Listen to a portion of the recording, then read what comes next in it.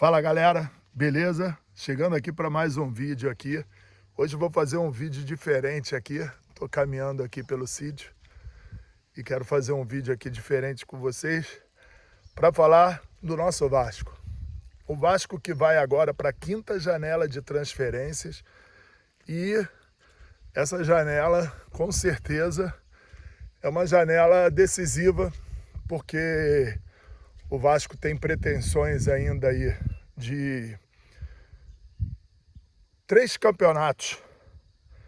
Um para sobrevivência, que é o Campeonato Brasileiro, que eu não vejo mais como o Vasco vencer esse campeonato. Outro, que é a Sul-Americana, que em vencendo a gente continua aí na luta para chegar nas oitavas de final, e a Copa do Brasil, que a gente tem o clássico diante do Fluminense. E isso tudo eu trago para vocês aqui, conversando aqui sobre Vasco no meio da natureza, porque é o melhor lugar que você tem para você desaluviar os pensamentos, porque é muita coisa que acontece. Bom, a janela de transferência é essa 5ª, que o Admar falou que seria uma janela de ajuste, nada mais vai ser que uma janela para o Vasco atender alguns desejos do nosso treinador, que é o Renato Gaúcho. Então já estão manifestos aí dizendo que vai ser uma janela nas características do Renato, que eu conheço. Não vai querer jogador gringo, entendeu? Vai querer jogadores comprovados que atuaram no futebol brasileiro ou que atuem no futebol brasileiro, e jogadores esses que o Vasco vai poder, dentro dessas competições que ainda existe, ter a certeza que os caras vão chegar e vão resolver. E como é que sabe-se disso? Irmão, é tranquilo de saber disso, né?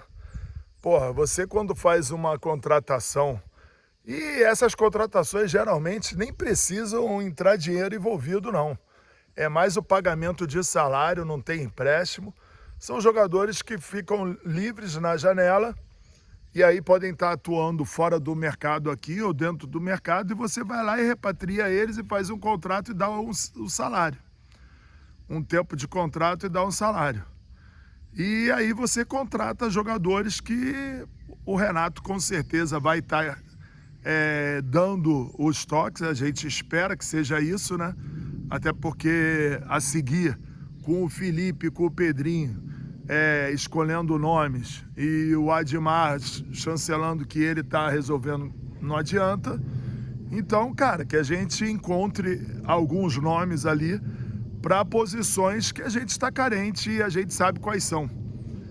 Tem que chegar alguém para a zaga, tem que chegar alguém para fazer gol e resolver lá na frente, tem que chegar alguém para a criação. Isso aí é o mínimo, essas 3 posições. Existem outras. Lateral a gente está bem, tanto na direita quanto na esquerda.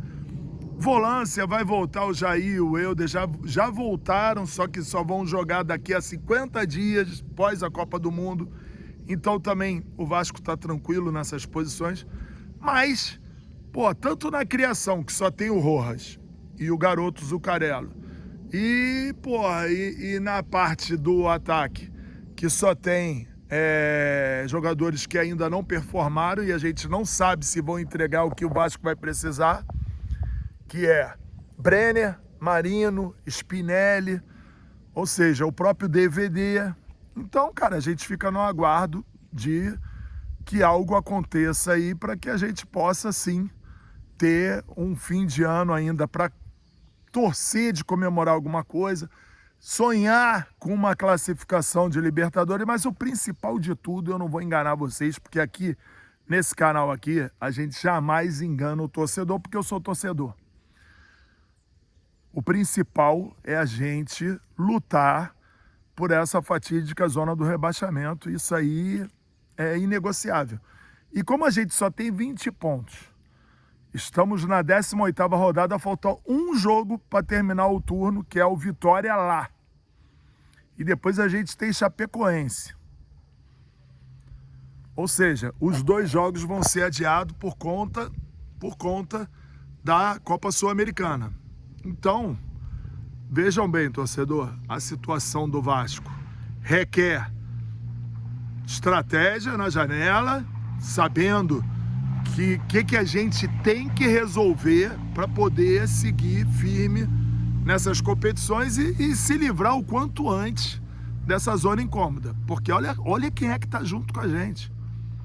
Pô, Remo, 33 anos sem jogar o Brasileiro, tá ali já no nosso encalço. Porra, Mirassol, que até então ninguém sabia quem era, hoje todo mundo já sabe, e vai ter poder de reação. E, pô, Chapecoense, cara. Porra, até quando que a gente vai seguir vivendo isso?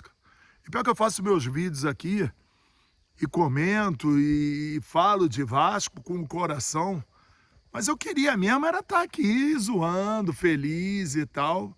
Mas aí tô aqui, ó, no meio da natureza toda aqui, ó, fazendo higiene mental. Higiene mental. Por quê? Porque se eu não tiver uma cabeça muito boa, irmão, meu Deus do céu. Aí, ó, tô aqui, ó, no meio da natureza aí, ó, fazendo essa higiene mental e torcendo para que o Vasco resolva logo os seus problemas e que a gente possa ter aí um ano mais tranquilo. Aí, como é que vão ser esses jogadores? Vocês lembram quando o Renato estava no Grêmio? O Renato gostava daqueles jogadores até com mais idade e que chegavam ali porque estavam no fim de contrato com o clube que não ia renovar. Aí aproveitava essa oportunidade, ele repatriava o cara e fazia o cara jogar. Foi assim com vários, Diego Souza, vários, que ele pegava assim e, pô, fazia jogar. A gente agora teve um vacilo danado.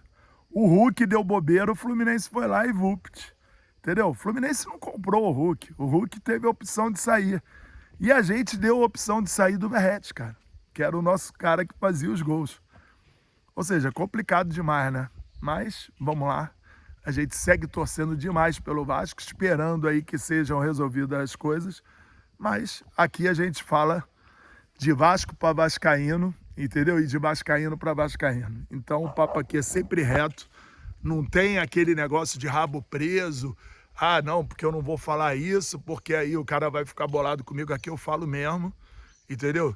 Claro, sempre tratando com respeito as pessoas, mas sem passar pano, sempre falando o que tem que ser falado e que o vascaíno quer ouvir, entendeu? Foram incompetentes em 4 janelas, entendeu? Tiveram poucos acertos perto de tantos erros e gastamos dinheiro que a gente não podia.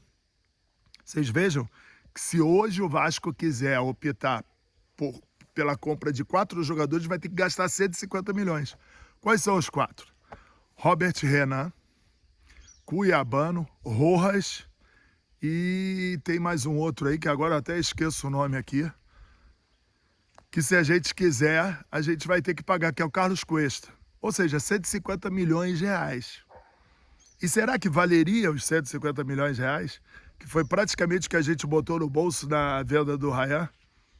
Olha só como é que a gente vende mal, contrata mal e continua mal, cara. O que ninguém pode negar é que o que eu falo é comprovado. Haja visto a tabela, estamos na zona do rebaixamento. E já foram 4 janelas, vamos para a 5ª. E ó, e costumo dizer sempre, aquele que está lá em cima, ó, seja o que ele quiser. Seja o que Deus quiser. Sabe por quê? Tá difícil. Mas é isso, a gente continua acreditando, porque o Vasco é para quem acredita. Beijo no coração de vocês.